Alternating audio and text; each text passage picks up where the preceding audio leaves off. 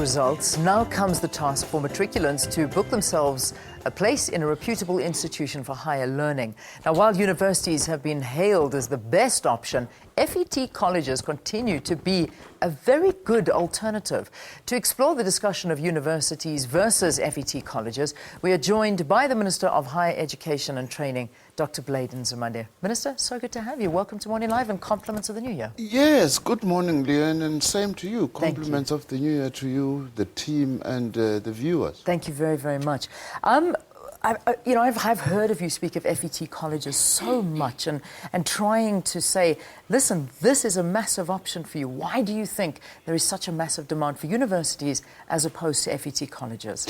I think it's historical, Leanne, that at some stage one can perhaps trace this back, to our own history, that artisan and other occupational trades in the past under apartheid were largely available to the white population and trained through the state-owned enterprises. And therefore the route has always been, even in that context, that once you finish school, matric in particular, the only way to go is actually university. And that is what we have to change, because South Africa, in the first instance, is short of many skills, many. Some, we can get them from universities, but others, your mid-level skills, where we've got some critical and chronic shortage, can only be received from colleges. Yeah. So the challenge now is that we have to change that configuration. In other words, the challenge that we have as a country that we are trying to respond to now as government is to diversify post-school option, to say that not everybody should or wants to or can go to university.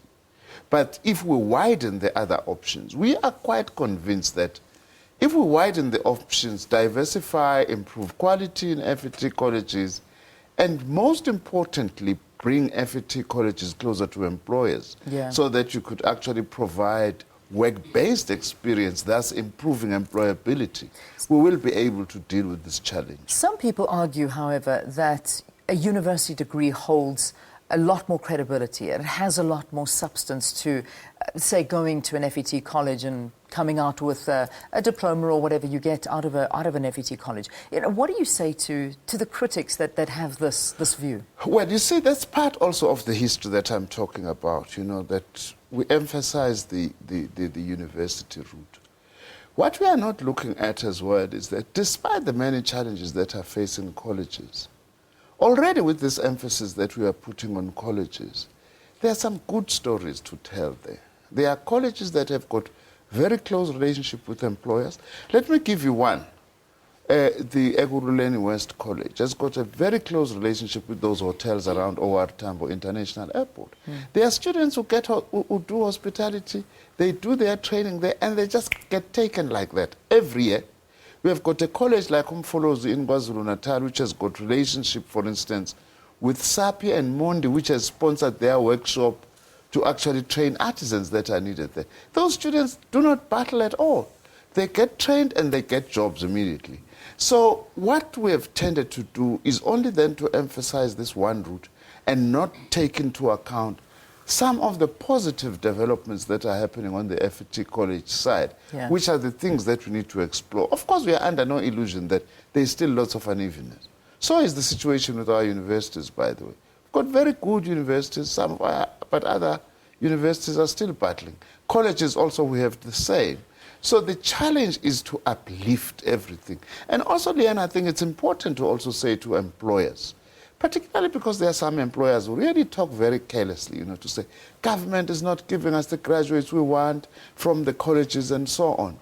The world over, good colleges are those where employers do not shout from the sidelines. They say, we want to partner.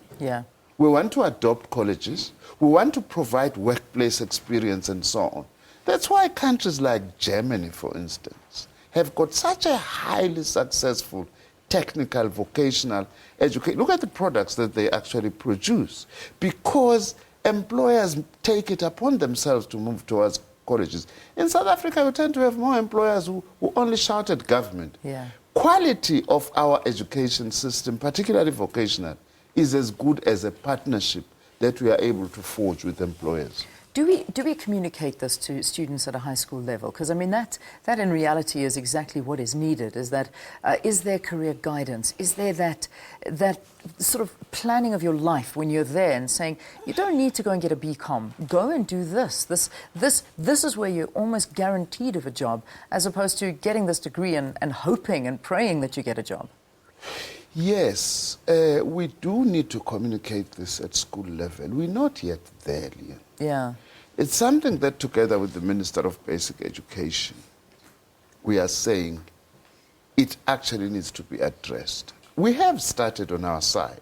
For instance, we have got a weekly program with 10 SABC radio stations. All your African languages and Afrikaans.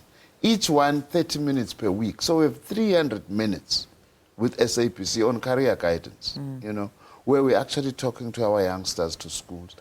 Every year, Mandela Day, we have big career guidance festival, normally in rural areas, reaching up to anything between 5,000 and 10,000 school children over a 2-3 day period. But now, of late, what we are doing is that we are training unemployed graduates, and I'm very excited about this. We've taken unemployed graduates, we're going to have 2 of them placed in each of our 50 public FET colleges to do career guidance. Because what we want to do in the meantime, whilst we are lifting career guidance at school, at least is to use your FET colleges as walk-in, whereas Leanne, you can walk in and say, what must I study if I want to be a public broadcaster to present Morning Live, you know?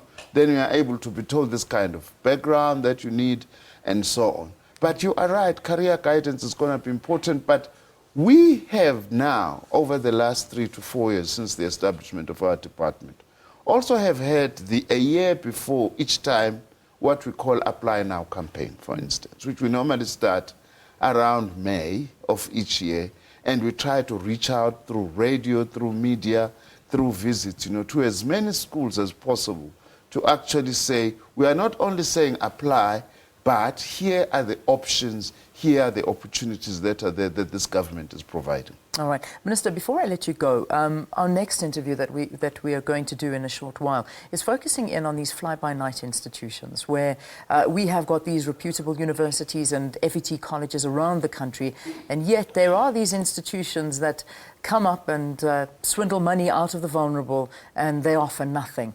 What is your message to these institutions? Well, firstly, the message to students, please, before you register at a college, just check that it is registered with us. I'll leave you with our number, for instance, where people can check, which is 0800 87 2222. Okay. I hope you will be able to announce that. Good. People can also be able to be given our own website where we are able to check if a college is registered. So first we are saying to students, check if a college is, not only that is it registered to offer what it claims to offer. Yeah. Some colleges will be registered to offer, say, for example, some nursing programs. But you find that they use that registration to offer programs that they are not registered for instance, some accounting and so on. But secondly, we want to say to the people who are doing this, they must really desist from this.